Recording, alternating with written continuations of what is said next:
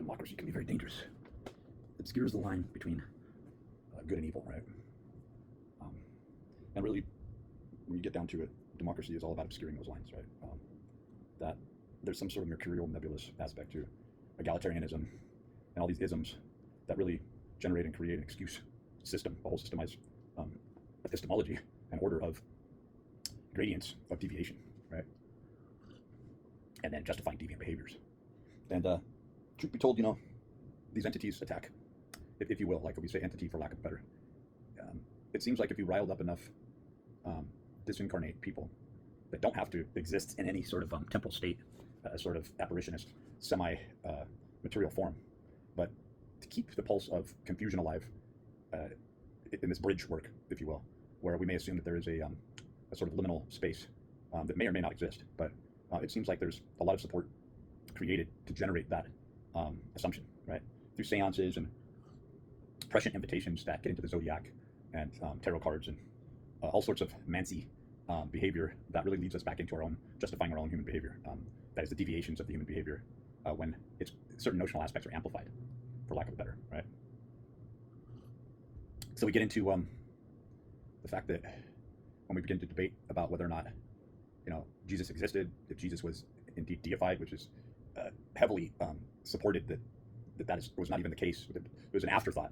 All you really have to do is look at some of the people who have really watched and led a campaign for this false representation outside of academic scholarship, where there is no paid narrative involved, right? And once people break free from the confines of the dogma, they begin to see how these are just tug-of-war polarizations, really polemics that existed that really, again, get back into this campaign of this entity or this computational system or both, where a person has to become weak or kept in a state of, of a fractionated DID type of compartmentalized personality disorder, or when they're young, sick, or worse is when people sacrifice themselves and they get embroiled into a moral discourse that neither the entities or the group that is inflicting this moral law follow any superior morality, but have given themselves and follow a sect or a code or a cult, really, that allows them to, again, we look at this polarity where, you have the phantom or the vampire steroid, trembolone, that degrades during the day and recombinates geometrically at night. That's a very bizarre phenomenon, but it shows the integrity, in my opinion, of geometry. And then to see that this geometrical integer reduction further takes place, more than likely, that gets to the point where nature is undiscernible when you're looking at binary code. That is, those constituents that are on a nano micro scale, as even compared to mitochondrial DNA, that there is an even smaller form of this genetic material or information. Opens up a whole other avenue, right? Because then it does, when you look at epigenetics and you look at the fact that, determinism, right?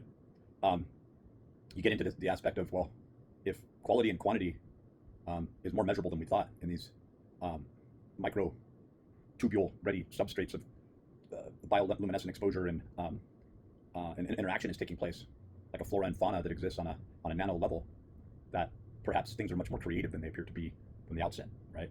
And then you start to see that there really may be total justification in the wake of such claims, where the techne, the release from moral, ethical, and virtuistic constraints, a rebellion, if you will, does not mean an antithetical refraction against the dogmatic machine of the day, right? I think people are really bored with Christianity, and I think that there was obviously a long period of time before Jesus, Isis, as Ralph Ellis likes to refer to, this proclaimed bastard child in line of the throne. It's very interesting, right? And then the thing that Michael Tessarian gets into with the conjecture based around Rome and the fact that Paul setting up that church in Rome was completely juxtaposed to what King Isis or Jesus would have wanted.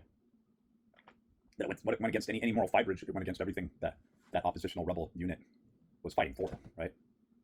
That the kingship was never taken and that supremacy was never. But then you have this breakoff that very closely starts to look like the Knights Templar, and the breakoff of that became the Knights, of Malta having their own police force and their own jurisdictional powers, just like the Vatican, working closely with the Vatican. And many say is the banking supply behind the Vatican and the powers that be that are still inculcating these lists of power brokers that have always been in play and in charge for the past couple thousand years at least. maybe longer, and may tie into a lot of other things, right? That lead back to the Pyramid of Giza and what was really going on there, right? That's what the Masons allude to in their ceremonial reverence toward Hiram Abiff and the toe rope and all the other shit that was going on there. So we see that there's a modernization and an effort to morph these religions when we look at Mormonism and many of these other secular sects of emerging, like Rosicrucianism, right? That it's like, look, there's another way to approach the pure sun and still not lose the advantages of becoming a developed soul, right?